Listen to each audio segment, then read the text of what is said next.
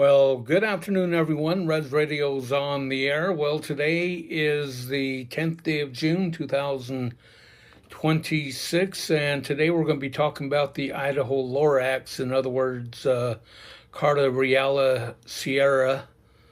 And I'm just going to read his obituary. First of all, I went up to see Carter the other day, and it was really sad to see Carter in that way because he's been in the family for years.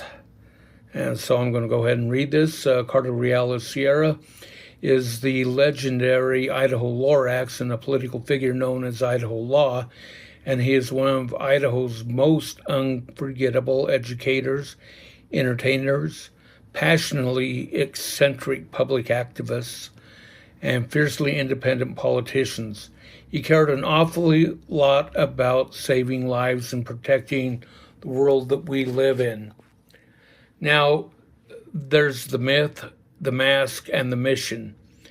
In his earlier years, Carter was a brilliant scientist and educator who taught throughout the United States, China, and Taiwan, and ending up in Pocatello, Idaho.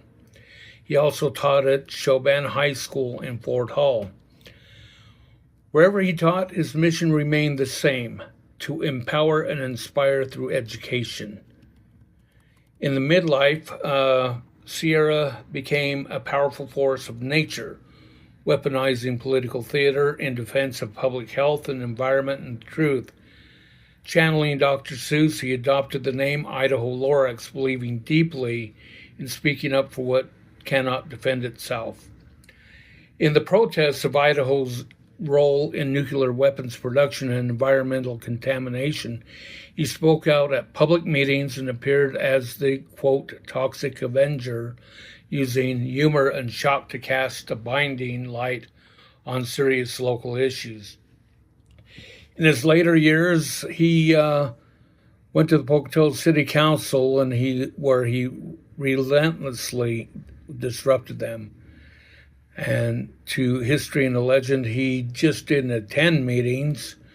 He transformed them into performance art. He exposed uranium byproducts, radioactive fertilizers, and their risks to human environmental health. And he famously entered the chambers in a full hazmat suit one time, later revealing Mothers Against Death shirts, turning bureaucracy into a stage for environmental justice. And let me tell you, I've been at a few of those meetings where he was there, and he definitely did disrupt the meetings, and I love to do it. Sierra dedicated much of his life to running for public office, not as a power, but as a platform for education. He was currently running as an independent for the United States Congress against Simpson. And so that was what he is currently doing. And as a matter of fact, on election day, he was riding his bike to go vote, and he got in a wreck, and which I'll talk about a little while from now. But anyway, his campaign spanned from wide political range, including bids for Pocatello City Council, mayor, the U.S. Senate, and the U.S. House of Representatives. Known for slogans like saving lives and calling Pocatello the radioactive city, he stood against the machine, demanding full cleanup of uranium contamination and toxic environmental wastes. His legacy: he leaves behind a lot of bold, disruptive advocacy, challenged his family, his friends, and his community to look more closely around the world and around them. In words that inspired his life's work, unless someone like you cares a whole lot, awful lot, nothing is going to get better. It's just not. Dr. Seuss. So anyway, there's going to be an informal gathering held at Lookout Point in historic downtown Old Pocatello on Saturday, June 13th, from 2 to 5 o'clock. Light refreshments will be shared, and open sharing of memories will take place at that time in accordance to his uniquely independent spirit. Now, if you're unable to attend, community is encouraged to honor his legacy by planting a tree, speaking out at local meetings, or advocating for a cleaner, healthy environment. and protecting our families. And I'm going to talk a few things about Carta. And these aren't negative. Carta was always a unique person. And so anyway, one time when I was living out at Fort Hall, I was joking my nephew, and he kept saying Carta's name. He said, Carta, Carta. And I said, stop that. You're going to conjure him, the old Beetlejuice thing.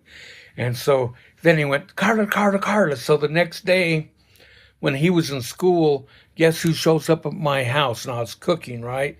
Getting ready for Zeke to come home. Well, when Zeke came, so anyway, Carta shows up at my house. And, of course, he's talking about his nuclear waste stuff and wanting to influence the business council to do things. And so it was pretty funny because I fed Carta the food that I had intended to give Zeke. And so I was telling him, you're the one who conjured him, so you had to feed him. So anyway, that's our funny Carta story. But Carta was a unique individual. He married my cousin Lori, and they were later divorced, and that's how he got the name Sierra. He took her name, and so, like I say, he was always doing things in a unique way, and that's just who the man was.